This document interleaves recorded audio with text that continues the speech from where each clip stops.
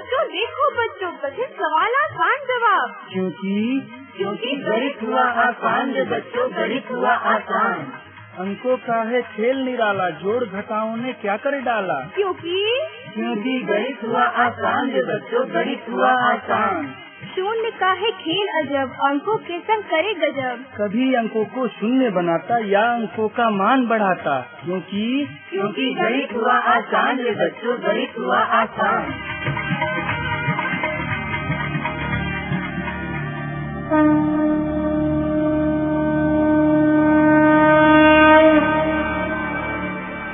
अलवर की आवाज 90.8 FM पर मैं हूं आपके साथ, आपका दोस्त बसंत।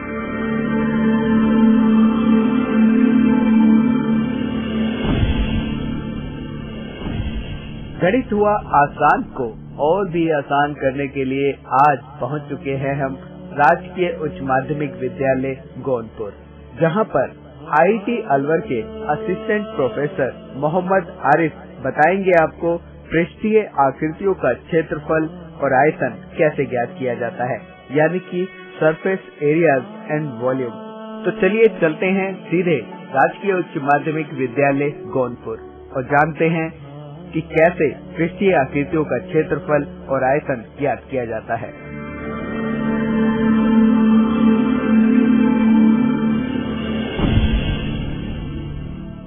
मैं Mohammad Arif, assistant professor IIT group of institution MIA Alwar. प्यारे बच्चों, आज जो मैं आपको टॉपिक पढ़ाऊंगा, जो मेरा विषय है वो है पृष्ठीय आकृतियों का क्षेत्रफल और आयतन, है ना। जो हम पृष्ठीय आकृतियां हैं उसका हम आपको आयतन और पृष्ठीय क्षेत्रफल कैसे निकालते हैं, कब हमें आयतन की जरूरत पड़ती है और कब हमें पृष्ठीय क्षेत्रफल की जरूरत पड़ती है, वो मैं आज आपको बताऊंगा। लेकिन उससे पहले आप अपने बारे में बताएं, आप अपना इंट्रोडक्शन दीजिए। मेरा नाम धर्मवीर चौधरी, राजकीय उच्च माध्यमिक विद्यालय गोंदपुर रामगढ़ अलवर। मेरा नाम नरेंद्र चौधरी, विद्यालय का नाम राजकीय उच्च माध्यमिक विद्यालय गोंदपुर रामगढ़ अलवर। मेरा नाम प्रसन्न योगी है, राजकीय उच्च माध्यमिक विद्यालय गोंदपुर रामगढ़ अलवर। मेरा नाम आकाश है, राजकीय उच्च प्राथमिक विद्यालय गोंदपुर रामगढ़ अलवर। मेरा नाम दीपक है, स्कूल का नाम राजकीय उच्च माध्यमिक विद्यालय गोंदपुर रामगढ़ अलवर। मेरा नाम संदीप है, राजकीय उच्च माध्यमिक विद्यालय गोंदपुर। मेरा नाम राधा है, स्कूल का नाम राजकीय उच्च माध्यमिक विद्यालय गोंदपुर रामगढ़। मेरा नाम कोमल है, विद्यालय का नाम राजकीय उच्च माध्यमिक विद्यालय गोंदपुर रामगढ़ अलवर। मेरा नाम रीना है, विद्यालय का नाम राजकीय उच्च माध्यमिक विद्यालय। मेरा नाम मंजू है, राजकीय उच्च माध्यमिक विद्यालय। मेरा नाम मंजू, विद्यालय का नाम राजकीय उच्च माध्यमिक विद्यालय गोंदपुर रामगढ़ अलवर। मेरा नाम मंजू है और विद्यालय का नाम राजकीय उच्च माध्यमिक विद्यालय गोंदपुर रामगढ़ अलवर। मेरा नाम रानी है, स्कूल का नाम राजकीय उच्च माध्यमिक विद्यालय गोंदपुर रामगढ़ अलवर। मेरा नाम पूजा, स्कूल का नाम राजकीय उच्च माध्यमिक विद्यालय गोंदपुर। मेरा नाम प्रिया है। मेरा नाम चांदनी है और स्कूल का नाम राजकीय उच्च माध्यमिक विद्यालय गोंदपुर रामगढ़ अलवर। मेरा नाम सालू है, स्कूल का नाम राजकीय उच्च माध्यमिक विद्यालय गोंदपुर रामगढ़ अलवर। मेरा नाम अनीसा है, विद्यालय का नाम राजकीय उच्च माध्यमिक विद्यालय गोंदपुर रामगढ़ अलवर। मेरा नाम शैलेश है, विद्यालय का नाम राजकीय उच्च माध्यमिक विद्यालय गोंदपुर रामगढ़ अलवर। मेरा नाम अंजलि, स्कूल का नाम राजकीय उच्च माध्यमिक विद्यालय गोंदपुर रामगढ़ अलवर। मेरा नाम सुनीता है, स्कूल का नाम राजकीय उच्च माध्यमिक विद्यालय गोंदपुर रामगढ़ अलवर। मेरा नाम काजल है, विद्यालय का नाम राजकीय उच्च माध्यमिक विद्यालय। My name is Puja, school name राजकीय उच्च माध्यमिक विद्यालय गोंदपुर रामगढ़ अलवर। मेरा नाम पपीता है, स्कूल का नाम राजकीय माध्यमिक स्कूल। हाँ तो बच्चों, जैसे मैंने अभी आपको बताया, आज का हमारा विषय क्या है? बहुत अच्छे, यानी पृष्ठीय आयतन। तो क्या आप में से कोई जानता है कि पृष्ठीय क्षेत्रफल क्या होता है? बताइए कोई।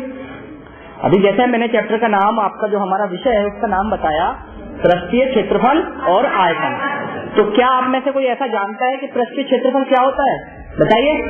पृष्ठीय क्षेत्रफल दो चीजों से मिलकर बना है, पृष्ठ का क्षेत्रफल, ऐसे लिखा है ना भाई, जैसे नाम दिया है उसने, पृष्ठीय क्षेत्रफल। दो चीज है उसमें, एक तो पृष्ठ, दूसरा क्षेत्रफल, यानी किसी भी आकृति का पृष्ठीय क्षेत्रफल हमें निकालना है। अब आप पृष्ठीय के बारे में जानते हो, पृष्ठ, किसी भी आकृति का कोई पृष्ठ होता है, कोई शेप होती है, जैसे दीवार का ये पृष्ठ है ना, ये जो साइड है ये पृष्ठ हो गया। अब इसका क्षेत्रफल कैसे निकालते? क्षेत्रफल जानते हो? क्षेत्रफल क्या होता है? क्या क्षेत्रफल क्या होता है? जैसे मैं अभी बात कर रहा हूँ, हाँ बोलो बोलो बोलो बोलो, शाबाश। किसी जगह का नाम? जगह का नाम नहीं, आप बोलो। जगह का नाम नहीं होता, देखो जैसे आपका ये कमरा है, मैं आपको क्षेत्रफल के बारे में बता दूं पहले। जैसे ये आपका कमरा जिसमें बैठे हो, इसके अंदर कितनी जगह है, ये जो जगह है ना, ये क्षेत्रफल कहलाता है। ठीक है, इस कमरे का जो फर्श है, इसकी लंबाई चौड़ाई नापने के बाद जो गुणा करके निकालते हैं, वो इसका क्षेत्रफल कहलाता है। यानी आपका मकान कितना बड़ा है, आपका कमरा कितना बड़ा है, आपका खेत कितना बड़ा है, ये सब क्या होते हैं, क्षेत्रफल होते हैं। राइट, इस तरह से हमें क्षेत्रफल की बात आ गई। अब हम बात यहाँ कर रहे हैं पृष्ठीय क्षेत्रफल, है ना। पृष्ठीय क्षेत्रफल का मतलब है आपके पास कोई आकृति है, मान लीजिए बेलन, जो आपके सिलेबस के अकॉर्डिंग सिलेबस में है। जैसे हम बात कर रहे हैं आपको आपके सिलेबस के हिसाब से, 10th क्लास के सिलेबस के हिसाब से आपके सिलेबस में 3 चीजें हैं। नंबर 1 सबसे पहले बेलन, नंबर 2 शंकु और नंबर 3 गोला। तो प्यारे बच्चों, सबसे पहले आप मुझे ये बताओ बेलन कैसा होता है, बेलन क्या चीज है, पहले हमें ये पता होना चाहिए ना। हमने लिख दिया बेलन, तो क्या चीज है बेलन, आपने देखा है कभी बेलन, क्या होता है बेलन, आप बताओ, बोलिए, बोलो बोलो, शाबाश, बैठ के बोलो। बेलन जैसी कोई चीज देखी है, बेलन नाम की? हाँ बोलो। जैसे पेन, हाँ, गुड, जैसे पेन, और कोई? जैसे टंकी, गुड, वेरी गुड, जैसी टंकी, गुड, और कोई? तो खाने हाँ, यानी गोलाकार चीज। ठीक है, जैसे और कोई बता सकता है? चौक, जो मेरे हाथ में, ये भी चौक कैसा है, बेलनाकार। और बताऊं, लड़कियों के लिए बताऊं, जब रोटी बनाते हैं बेलन, वो भी कैसा है, बेलनाकार है ना। ठीक है, और भी घर में बहुत सारी चीजें होती हैं जो बेलन के आकार की होती हैं। क्लियर? शंकु, गुड, वेरी गुड। क्या? जोकर की टोपी। जोकर की टोपी जब हम बर्थडे मनाते हैं, सालगिरह मनाते हैं, तो जो बच्चा पहनता है, राइट, वो क्या होता है, शंकु। शाबाश। अब बात आती है गोला। जैसे, क्या बात है। अब मुझे बताओ, हाँ शाबाश, बोलो, क्या? चूड़ी। चूड़ी। अब मुझे ये बताओ, क्या चूड़ी बेलन है? बेलन नहीं है बच्चों। ठीक है, चूड़ी बेलन नहीं होती, चूड़ी एक व्रत होता है। क्लियर? अंगूठी भी व्रत है। ठीक है, तो यानी कि जैसे आपने गेंद बता रहे है ना, फुटबॉल है ना, खेलते हैं कई लोग, हाँ, जो भी है वो आपकी होती है गोला। आपको तीनों चीजों के बारे में पता चल गया तो भाई बेलन क्या होता है, शंकु और, वेरी गुड। अब मैं आपको बताऊंगा पृष्ठीय क्षेत्रफल होता क्या, फॉर्मूले हैं उसके, वो हम बात को बताएंगे। सबसे पहले आपका कंसेप्ट ये क्लियर होना चाहिए कि पृष्ठीय क्षेत्रफल क्या चीज है। ठीक है, देखो आप इस चौक को ले लो, मैं इस चौक की बात करूं, चौक कैसा है, ये बेलन के आकार का है बिल्कुल बेलन के आकार का। जैसे ये चौक बेलन के आकार का है, अगर मैं इसके पृष्ठीय क्षेत्रफल की बात करूं तो इसके अंदर 2 पृष्ठीय क्षेत्रफल है। कितने? 2। कौन कौन से? पृष्ठीय क्षेत्रफल का यहाँ 2 है। कौन कौन से? नाम हम बताते हैं। क्या होता है? वक्र पृष्ठ और संपूर्ण पृष्ठ। राइट, दोनों चीजें जानते ना, क्या क्या होता है? शाबाश। यानी इसके अंदर हम पृष्ठ 2 तरह से निकालते हैं। तो देखो, वक्र पृष्ठ का मतलब है जो इसकी लंबाई वाला ये सिरा है ना, जिससे हम रोटी बेलते हैं ना, तो जो बेलन का जिससे रोटी जलती है, वो सिरा कहलाता है वक्र पृष्ठ। जैसे मैं अब आपको बताऊं, आपके पास कोई बेलन है और उसको आप सिर्फ पेपर चढ़ाना है। जैसे हम कोई आपको पेपर चढ़ाना है, ऐसे मान लो आपकी टैंक है और आपके सर ने कहा इस टैंक को कलर पेपर चढ़ा दो और डिजाइन बनाना है, ठीक है ना भैया, पेंट करना है टैंक पे, सिर्फ सामने वाले सिरे पर जो गोल है। क्लियर? कैसे करना है? जो आपका ये वाला गोल सिरा है, इस पर सिर्फ टैंक पे आपको क्या करना है? पेंट करना है, पेपर चढ़ाना है, कुछ भी करना है। तो वो कौन सा क्षेत्रफल होगा?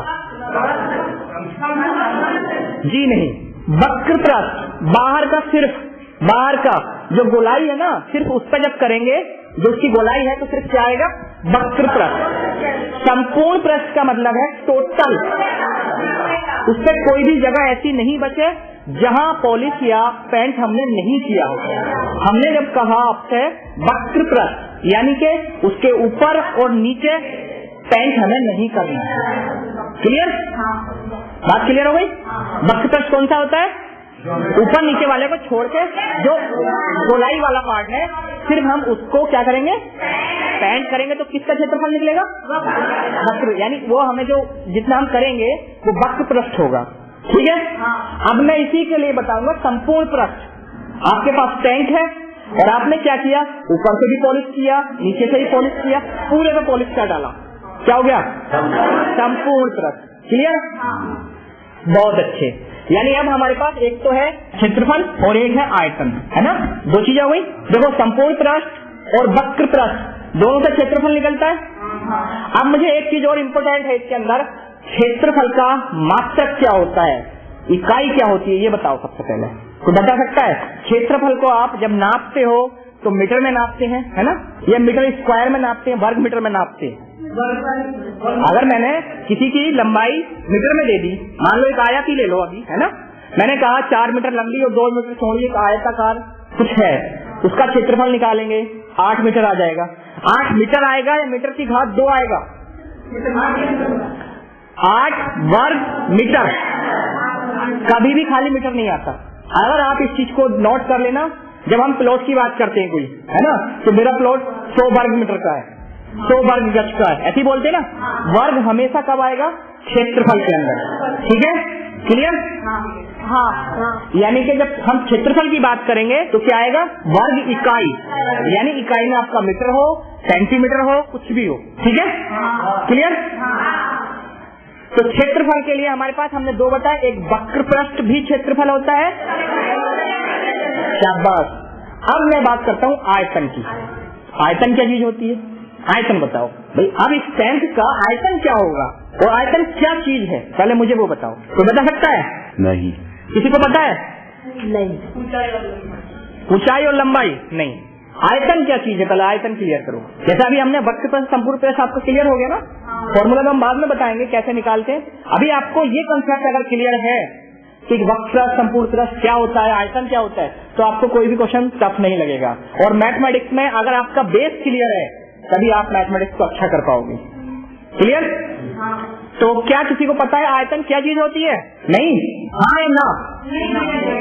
आपकी टैंक में कितना पानी आता है? लिखा होता है 500 लीटर, 1000 लीटर, 2000 लीटर, क्या होता है वो? आयतन। ठीक है, यानी हम कहते हैं ना 500 लीटर की टंकी से काम नहीं चलेगा, 1000 वाली चाहिए। तो क्या होता है, उसमें पानी ज्यादा आता है। ठीक है, क्लियर?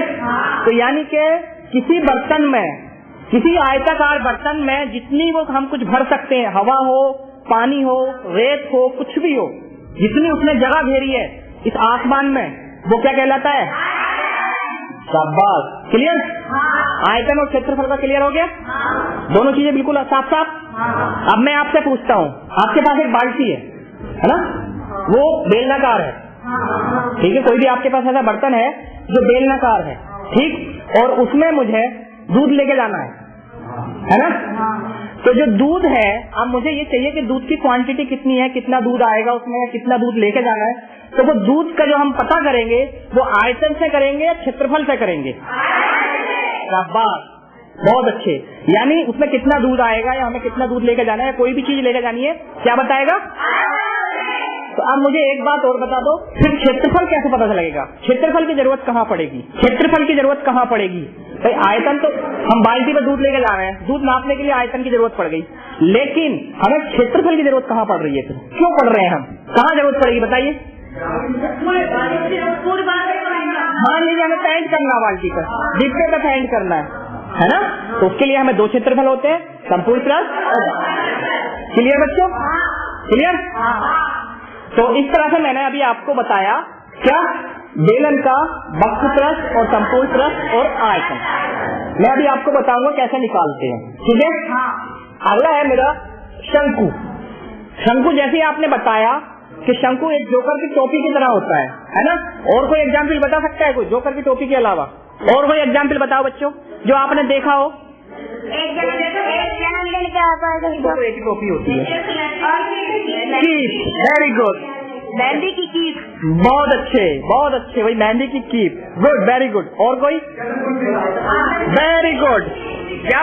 कुल्फी। शाबाश। और कोई बताओ। बहुत अच्छे। हाँ बोलो शाबाश। तो जम्मू कश्मीर में पेड़ होते हैं। Good, very good. जैसे जम्मू कश्मीर में पेड़ होते हैं छतरी के नुमा। शाबाश, बहुत अच्छे। यानी ये सारी आकृतियां कैसी हैं? शंकु के आकार की हैं। शाबाश। अब शंकु, प्यारे बच्चों, इसमें भी 3 चीजें होती हैं। क्या क्या होता है? संपूर्ण पृष्ठ, वक्र पृष्ठ और आयतन। अब मैं आपसे पूछूंगा कि प्यारे बच्चों, इसमें वक्र पृष्ठ क्या होगा? जैसे एक चीज मैं आपको बता देता हूँ। हमें एक तंबू बनाना, शंकु के आकार का तंबू बना सकते हैं, है ना? हमें क्या बनाना है? तंबू बनाना है शंकु के आकार का। ठीक है, तो अब मैं आपसे अगर ये कहूँ कि उस तंबू में कितना कपड़ा लगेगा, भाई शंकु के आकार का मुझे एक तंबू बनाना है, उस तंबू में कितना कपड़ा लगेगा, तो उसके लिए आप क्या निकालोगे? आयतन निकालोगे। क्या निकालोगे? क्षेत्रफल। क्या निकालोगे? वक्र पृष्ठ क्षेत्रफल या संपूर्ण पृष्ठ? वक्र पृष्ठ। Very good. देखो प्यारे बच्चों, उसके लिए आप निकालोगे वक्र पृष्ठ। क्यों जी? क्योंकि पूरा नहीं निकाल रहे हम। पूरा क्या नहीं निकाल रहे? पूरा इसका क्षेत्रफल शंकु का पूरा क्या होगा फिर? मतलब कि शंकु का टोटल क्षेत्रफल वो क्या होगा? शंकु नहीं। आपने एक क्वेश्चन बहुत अच्छा बताया मुझे कि अगर मुझे कपड़ा लगाना है तो मुझे उसका वक्र पृष्ठ निकालना होगा, कितना होगा। अगर मैं आपसे कहूँ उस तंबू का संपूर्ण पृष्ठ निकालिए तो क्या करेंगे? पूरा क्या? पूरा तो मैंने भी कह दिया, संपूर्ण पृष्ठ मतलब पूरा हो गया। प्यारे बच्चों, उसके जो फर्श में कपड़ा लगेगा वो भी, एक तंबू बनेगा उसके जमीन पे कुछ फर्श होगा, जो कपड़ा लगाओगे, कालीन बिछाओगे, वो भी। यानी कि उसका जो कपड़ा बाहर से लगेगा वो, प्लस उसके जो फर्श में कालीन बिछी है या आपका कुछ भी बिछा है, वो दोनों मिला के क्या होगा? अब मुझे एक बात और बता दो, जो हमारा शंकु होगा, शंकु का जो निचला सिरा होगा वो किस आकार का होगा? आयताकार आकार का होगा या वृत्ताकार होगा? शाबाश, वेरी गुड। कैसा होगा? वृत्ताकार। बहुत अच्छे। यानी कि निचला सिरा कैसा होगा? हाँ, तो यानी कि अगर मुझे शंकु के संपूर्ण पृष्ठ की जरूरत पड़ेगी तो मैं क्या करूंगा? शंकु का वक्र पृष्ठ प्लस वृत्त का क्षेत्रफल, जो निचले सिरे में क्या होगा? Very good. जो भी होगा हम क्या करेंगे? अगर मैं उसका क्या चाहिए मुझे? शंकु का संपूर्ण पृष्ठ चाहिए तो मैं क्या करूंगा? शंकु का वक्र पृष्ठ क्षेत्रफल प्लस वृत्त का क्षेत्रफल, जो इसके नीचे वृत्त बना होगा। वेरी गुड, ठीक है। अब मेरे पास तीसरे नंबर पे लिखा है गोला, ठीक है। अब मुझे एक बात बता दो, गोले का वक्र पृष्ठ और संपूर्ण पृष्ठ कैसे निकालोगे? पूरा गोला, और गोले का मैंने नाम नहीं लिया, गोले का वक्र पृष्ठ और संपूर्ण पृष्ठ बताओ। तो प्यारे बच्चों, गोले के अंदर वक्र पृष्ठ और संपूर्ण पृष्ठ दोनों एक ही होते हैं, क्लियर। इसीलिए जब आप गोले का चैप्टर पढ़ोगे, जब एक्सरसाइज आएगी तो उसके अंदर वक्र पृष्ठ और संपूर्ण पृष्ठ का नाम नहीं आएगा, सिर्फ पृष्ठ आएगा, क्लियर। उसमें सिर्फ क्या आता है? पृष्ठ, यानी कि उसमें संपूर्ण पृष्ठ और वक्र पृष्ठ दोनों एक ही होते हैं, ठीक है। अब अगर मैं आयतन की बात करूं गोले में, तो भाई आयतन में यानी उसमें अगर गोलाकार जैसे हम गुब्बारा ले लो, उसमें कितनी हवा आएगी, है ना। इस तरह से हम आयतन कर लेंगे, क्लियर। तो ये मैंने आज आपको बताया क्षेत्रफल और आयतन कैसे निकाला जाता है, क्या चीज होती है क्षेत्रफल और आयतन, ठीक है। सबकी समझ में आ गया? क्लियर। बताओ क्या होता है क्षेत्रफल और क्या होता है आयतन? क्षेत्रफल में जैसे हम शंकु की बगल से हम जैसे उसको वो निकाल कपड़ा लगाना है, वो निकाल सकते हैं, क्षेत्रफल की जरूरत पड़ेगी। और आयतन जैसे हम किसी बाल्टी में वो लेके जाते हैं, पानी लेके जाना है, पानी भर रहे हैं, वो निकालना आयतन। शाबाश, बहुत अच्छे। आप बताओ क्या आपने सीखा? आयतन और क्षेत्रफल यानी क्या चीज है, कहाँ जरूरत पड़ती है आयतन की, कहाँ क्षेत्रफल की? जैसे किसी तंबू के नीचे कपड़ा लगाना है उसके लिए क्षेत्रफल की आवश्यकता पड़ती है, जैसे किसी बाल्टी में या पानी ले जा रहे हैं उसे आयतन की। बहुत अच्छे, शाबाश। और कोई आप बताओ भैया, आयतन की जरूरत कहाँ पड़ती है और क्षेत्रफल की जरूरत कहाँ पड़ती है? आयतन के तो बाल्टी में पानी ले जाते हैं, और कोई उदाहरण बताओ बाल्टी के अलावा। और गिलास में जूस ले जाते हैं उसमें भी, और हाँ, क्षेत्रफल की जैसे जरूरत कहाँ पड़ेगी? पेंट को पेंट करना। ओके, शाबाश, बहुत अच्छे, ठीक है बच्चों। अब हमने आपको ये तो बता दिया कि आप होता कैसे है ना। अब हमें जरूरत पड़ेगी निकालने की, कैसे निकालेंगे, खाली बताने से काम नहीं चलेगा। तो अब मैं आपको एक एक के बारे में बताऊंगा कि आप एक एक का फॉर्मूला क्या होता है, कैसे हम क्षेत्रफल निकालते हैं और कैसे हम आयतन निकालते हैं। थैंक यू, धन्यवाद। धन्यवाद। चलिए दोस्तों, चालू हमारे साथ जुड़े हैं और चालू से हम जानते हैं कि गणित में उनको सबसे मुश्किल सब्जेक्ट टॉपिक क्या लगता है। मुझे साइन थीटा को बहुत कठिन लगता है। साइन थीटा बहुत मुश्किल लगता है, क्यों मुश्किल लगता है? क्योंकि उसमें मुझे समझ में नहीं आता। समझ में नहीं आता, तो आप अपने टीचर से पूछते हो अपने? हाँ। तो फिर समझ में नहीं आता? हाँ, समझाते हैं ना। समझाते हैं तो समझ में आता है। हाँ। अच्छा, एक बात और बताओ कि गणित डर क्यों लगता है बच्चों को? गणित से वो भूत क्यों लगता है? क्योंकि गणित में अधिकतर बच्चे फेल होते हैं और वो बहुत कठिन होती है ना, इसलिए। ना, कठिन क्यों लगती है? जब तो ये पूछे कि कठिन क्यों लगती है, समझ नहीं आती है या पढ़ते नहीं है ठीक से, प्रैक्टिस नहीं करते हैं, क्या रीजन समझते हो? अच्छा, अपने लिए बताओ कि आपको चीजें कठिन क्यों लगती है गणित में? क्योंकि समझ में नहीं आता। समझ में नहीं आता है। अच्छा, अगर जैसे रेडियो पे आपको ये पढ़ाया जाएगा, जैसे अभी आपको सर ने पढ़ाया वृत्त की परिधि और उस सब के बारे में, तो वो अगर जैसे आप रेडियो पे सुनोगे तो समझ में आएगा? हाँ। अच्छा, सुनना चाहोगे रेडियो पे? हाँ। चलिए अब नरेंद्र के पास पहुंचे हैं। नरेंद्र से जानते हैं कि गणित में सबसे मुश्किल क्या लगता है? तो sine theta cos theta. Sine theta cos theta मुश्किल लगते हैं। क्यों मुश्किल लगते हैं? क्योंकि ये समझ में नहीं आती जल्दी से। अच्छा, जल्दी से समझ में नहीं आते हैं। और अगर आपको ये अच्छे से रेडियो पे समझाया जाए, जैसे कि सर ने अभी आपको वृत्त की परिधि के बारे में बताया, तो क्या समझना चाहोगे? हाँ, समझना चाहेंगे। और जैसे कि बच्चों को गणित से डर लगता है, गणित से आपको भी डर लगता है? नहीं, मुझे नहीं लगता। तो उनके लिए क्या कहना चाहोगे जो बच्चे डरते हैं, जिन्हें वो गणित भूत लगता है? उनको सरल तरीके से सवाल समझाना चाहूंगा मैं, और आसपास के अपने बहन भाइयों से भी कहूंगा कि जो सवाल कठिन लगता है उसे सरल तरीके से गुरुजी को समझे। अच्छा, गुरुजी से समझे। अभी तो कह रहे हो कि आप मेरे से समझ सकते हैं। कुछ मैं भी समझाऊंगा, जो मुझसे समझ में नहीं आएगा उसे सर से समझाऊंगा। अच्छा, तो मतलब तुम हेल्प करते हो अपने क्लास वालों की? हाँ, करता हूँ। तो अगर जैसे इनको कहीं दिक्कत आ रही है, जैसे साइन थीटा कोस थीटा में, वैसे तो आपको ही दिक्कत आ रही है, तो कैसे समझाओगे? जो दिक्कत मुझे आ रही है मैं इनसे भी रिक्वेस्ट करूंगा कि मेरे साथ चलकर सर से समझे। हमने समझा भी है, कुछ समझ में भी आया है, और हम शाम को रेडियो पर भी समझेंगे और सर से भी समझेंगे। अच्छा, रेडियो पे भी समझेंगे। कितना सुनते हो रेडियो पे गणित के प्रोग्राम जो चल रहे हैं? शाम को जरूर सुनेंगे ना। अच्छा, शाम को सुनेंगे। आप सुनना शुरू करोगे? हाँ। दीपक है हमारे साथ, दीपक से जानते हैं। दीपक, ये बताओ कि गणित में सबसे मुश्किल क्या लगता है? मुझे त्रिकोणमिति का परिचय बहुत मुश्किल लगता है। त्रिकोणमिति मुश्किल लगती है। साइन थीटा कोस थीटा निकाल लेते हो? हाँ, साइन थीटा कोस निकाल लेता हूँ, मुझे त्रिकोणमिति का परिचय हुई मुझे समझ नहीं आता। अच्छा, साइन थीटा कोस थीटा तुम्हें आता है, तुम अपने दोस्तों को क्यों नहीं बताते? बताता हूँ ना सबको, इसलिए इनको समझाता भी हूँ। अच्छा, ये बताओ कि गणित मुश्किल क्यों लगता है? क्यों डरते हैं बच्चे गणित? क्योंकि वो गणित में अच्छी तरह मेहनत नहीं कर पाते हैं। हाँ। और क्योंकि वो सोचते हैं कि गणित में फेल होना है, इसलिए मेहनत नहीं करते हैं। अच्छा, फेल होना है इसलिए? हाँ, ठीक कह रहे हो, बिल्कुल। अच्छा, ये बताओ कि गणित को आसान कैसे किया जा सकता है? कैसे आसानी से समझा जा सकता है? गणित को सबसे आसान इस तरह से समझा सकता है क्योंकि वो गणित में अपने अच्छी मेहनत करे, जो उनकी समझ में जो प्रश्नावली आती है उनको ज्यादा से ज्यादा करे। अच्छा, तो तुम गणित को अच्छे से समझते हो? हाँ। अच्छा, 5 का पढ़ा बताना।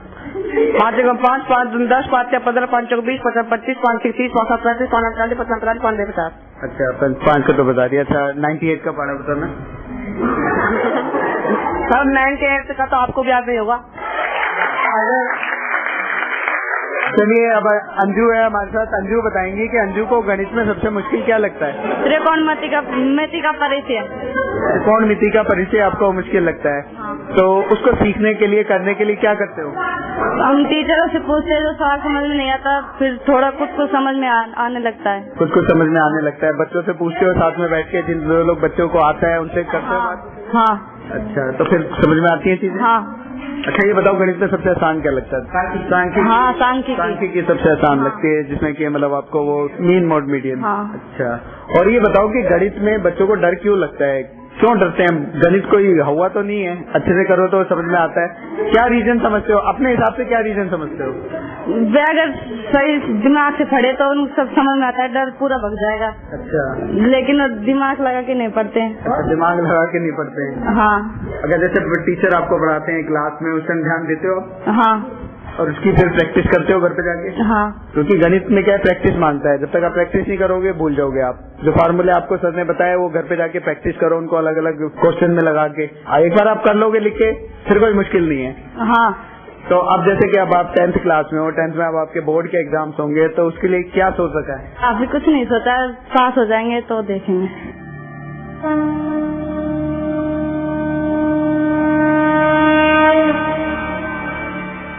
तो दोस्तों, अब तो आप जान ही गए होंगे कि पृष्ठीय आकृतियों का क्षेत्रफल और आयतन कैसे ज्ञात किया जाता है, यानी कि how to calculate surface areas and volume.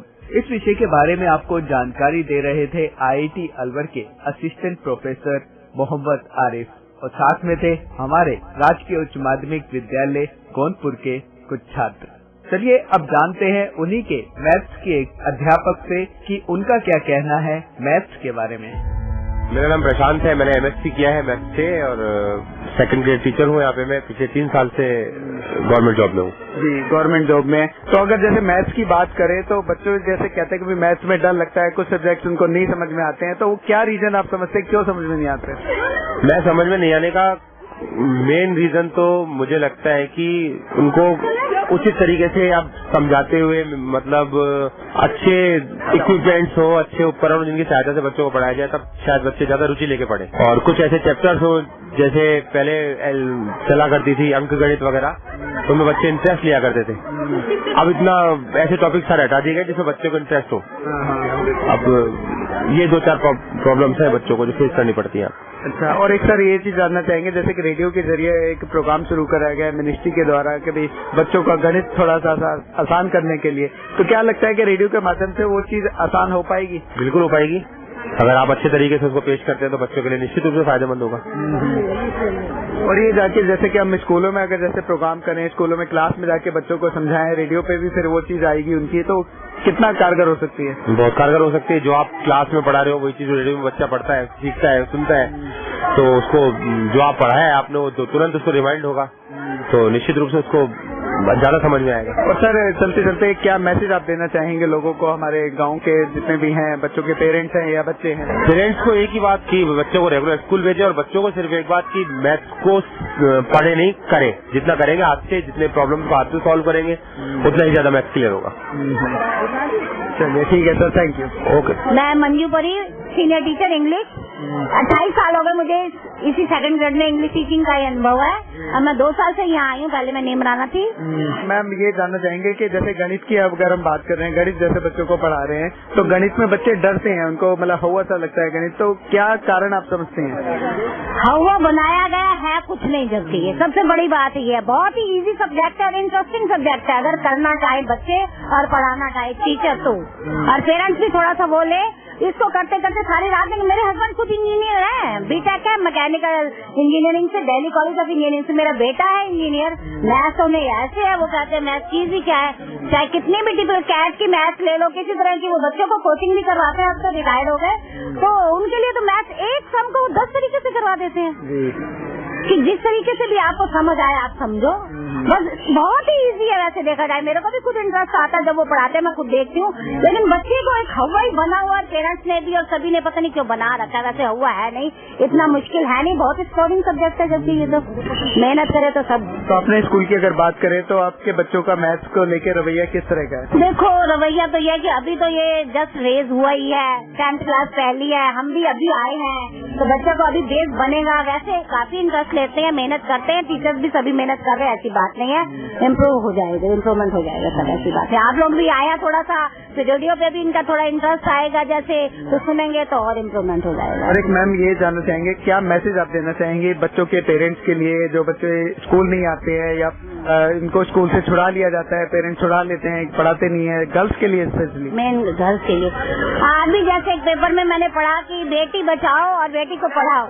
सबसे बड़ी बात यह है कि भ्रूण हत्या रोको, दूसरी बात बेटी को पढ़ाना भी है। इसमें पेरेंट्स भी जब तक साथ नहीं देंगे तो हम कुछ नहीं कर सकते। बच्चे पेरेंट्स क्या करते हैं, लड़कियों को छोटी एज में जाके शादी भी कर देते हैं और फिर आगे 10वीं के बाद पढ़ाना नहीं है जी, 10वीं की डिग्री चाहिए इनको, तो बस ये सबसे बड़ी गलत बात है। पेरेंट्स को भी इसमें कोऑपरेट करना पड़ेगा। टीचर भी हम बार बार जाते हैं कि वेस्टेज ना हो, स्टैग्नेशन ना हो, इसको रोकने के लिए कि बार बार एडमिशन कराया जाए। राजस्थान सरकार ने, केंद्र सरकार ने RTE के तहत 8 तक सब पढ़ाई मुफ्त करी है, सब कुछ मुफ्त किया है कि पढ़ना भी जरूरी है, लेकिन क्या करें, अब बहुत कोशिश कर रहे हैं, सब हो जाएगा धीरे धीरे, मेहनत से ही सब काम। चलिए, शुक्रिया मैम। Okay, thanks sir. साथ ही आपको लेके चलते हैं राजकीय उच्च माध्यमिक विद्यालय के प्रिंसिपल की ओर कि उनका क्या कहना है। मैं प्रधान अध्यापक राजकीय माध्यमिक विद्यालय गोंदपुर। मैथ पढ़ाया मैंने 30 साल से। अच्छा। बच्चों को और अनुशासन में रहना सिखाया है और पढ़ने के लिए बच्चों को प्रवृत्त किया है हमेशा। बाकी हमें बहुत अच्छा लगा आपके स्कूल में आके, बच्चों से जैसे हम मिले, उनका काफी IQ काफी अच्छा है। अगर गवर्नमेंट स्कूल की बात करें, जो हमने अदर स्कूल्स में देखा है, तो साथ ही ये पूछना चाहेंगे कि गणित के आपने भी पढ़ाया है, तो गणित से बच्चे जो डरते हैं, क्यों डरते हैं, क्या रीजन आप मानते हैं? गणित से बच्चे, हमारे यहाँ तो ऐसी कोई स्थिति है नहीं गणित से, पर फिर भी क्या है, गणित में एक ऐसी है कि और में तो बच्चे रट के भी पास हो जाते हैं, गणित में थोड़ा दिक्कत आती है, इसमें थोड़ा डरते हैं शुरू से। पर ऐसे हमारे विद्यालय में ऐसी कोई बात नहीं है, गणित में बच्चे ठीक है, पढ़ने में एक्टिव हैं, वैसे दिक्कत नहीं। और सर, जैसे कि रेडियो के जरिए के प्रोग्राम चलाया गया है, रेडियो से गणित पढ़ाने का कितना कारगर आप लगता है कि रेडियो से हो सकता है? बहुत अच्छा कारगर है। अगर बच्चों को गणित रेडियो से सिखाया जाए तो बच्चों को बहुत ही आकर्षित होंगे, अच्छा पढ़ेंगे और उनकी कमजोरियां भी निकलेंगी। शिक्षक से तो निकलती है, पर रेडियो से और भी अच्छा निकलती है, क्योंकि रेडियो के प्रति बच्चे एक्टिव होते हैं, सुनने के प्रति भी, देखने के प्रति भी, तो उससे बहुत समाधान होगा गणित। गणित के लिए बहुत ही अच्छी प्रोग्राम है, रेडियो का बहुत अच्छा है। शुक्रिया सर, धन्यवाद। स्कूल की सीनियर फैकल्टी से भी हमने जान लिया कि गणित के विषय में उनकी क्या राय है। ये प्रोग्राम भारत सरकार के विज्ञान एवं प्रौद्योगिकी विभाग द्वारा उत्प्रेरित एवं समर्थित किया गया। आपको ये प्रोग्राम कैसा लगा? आप अपनी प्रतिक्रिया फीडबैक हमें दे सकते हैं। अपनी प्रतिक्रिया फीडबैक देने के लिए हमारा पता है कम्युनिटी रेडियो अलवर की आवाज 90.8 megahertz, IT group of institutions, north extension, MIA Alwar, Rajasthan. हमारे फोन नंबर है 9587908908 और दूसरा नंबर है 0144512190। आप हमें मेल भी कर सकते हैं। हमारी ईमेल ID है radioalwar@gmail.com और साथ ही इस प्रोग्राम को आप ऑनलाइन यानी कि इंटरनेट पर भी सुन सकते हैं। इंटरनेट पर सुनने के लिए आपको लॉगिन करना है www.i-radiolive.com पर और साथ ही मैथमेटिक्स यानी गणित हुआ आसान के एपिसोड आप ऑनलाइन यानी कि इंटरनेट के माध्यम से एक दुनिया अनेक आवाज के वेबसाइट पर भी सुन सकते हैं। वेबसाइट है www.edaa.in। लॉगिन कीजिए और कहीं भी बैठकर ऑनलाइन आप इन मैथमेटिक्स के प्रोग्राम को सुन सकते हैं। इसी के साथ अपने दोस्त बसंत को दीजिए इजाजत। नमस्कार। आओ बच्चों, देखो बच्चों, कठिन सवाल आसान जवाब। क्योंकि गणित हुआ आसान रे बच्चों, गणित हुआ आसान। अंकों का है खेल निराला, जोड़ घटाओं ने क्या कर डाला। क्योंकि गणित हुआ आसान रे बच्चों, गणित हुआ आसान। शून्य का है खेल अजब, अंकों के संग करे गजब। कभी अंकों को शून्य बनाता या अंकों का मान बढ़ाता। क्योंकि गणित हुआ आसान रे बच्चों, गणित हुआ आसान।